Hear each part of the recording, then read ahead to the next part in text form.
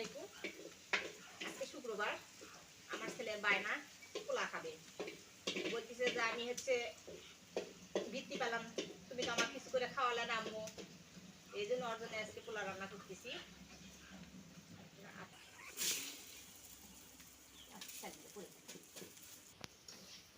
পোলার সঙ্গে খাবে আলু ভাজি, এই যে মাছ ভাজি, তার সঙ্গে থাকবে আপনার গরুর মাংস।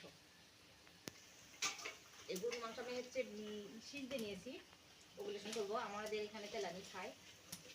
পোলা পানি দিয়েছি, আলু ভাজতে গিয়ে দেখেন আমার গোটাল হাতটা পুড়ে গেল, 3টে টপি পুড়ে গেছে।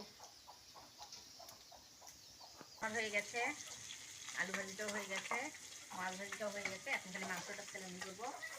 হাতে পেস্ট দিয়েছি, 5টা নটি আমার ঠেকা খায় একবার পুড়ে গেছে। মশলাগুলো দিয়ে দিলাম, এখন এটা আমি নামাই নেব। এই যে গরম বাবা প্রচুর।